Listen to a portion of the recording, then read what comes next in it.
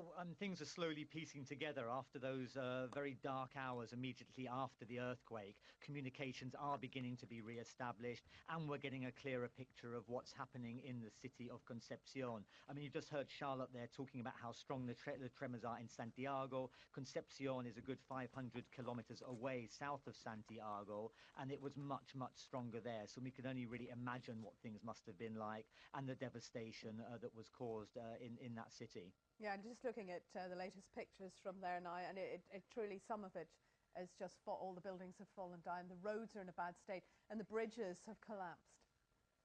That's right. I mean, rescue teams have been sent down to Concepcion. They're on their way. I mean, it's only really when they get there and can assess the situation that we'll have a clearer idea of the real extent of this damage. But I think the authorities in Chile now believe that the number of dead is going to be significantly higher than what's been confirmed so far.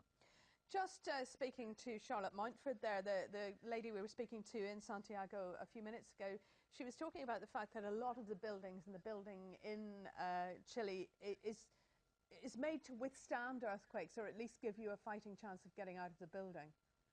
Well, certainly in the area she is, Los Condes, the neighborhood she mentioned, is an affluent area of Santiago. I mean, Chile itself is one of the most affluent countries in the region, so they certainly have the resources and the know-how to be able to build their buildings to withstand these kind of earthquakes. And they have had a history. As she mentioned, 1985 was the last major one. They had two smaller earthquakes last year, and back in 1960 they had the biggest earthquake ever recorded, of a magnitude of 9.5, fairly close to the one that we're talking about now in Concepcion.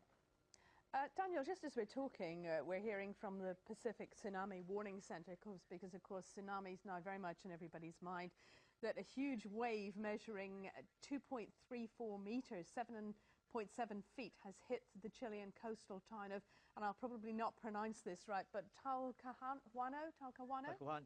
yeah, that's something they've been anticipating. We've also heard reports about very high waves hitting the Juan Fernandez Islands. These are the islands made famous for the Robinson Crusoe book, where Alexander Selkirk was shipwrecked many years ago. A big wave hit the main residential area there, and residents are having to run for high ground. There's also an alert on the Easter Island, 2,000 or so kilometers off the coast of Chile, where residents there are being moved to safer ground. So that is increasingly becoming one of the major problems that the authorities there are having to face.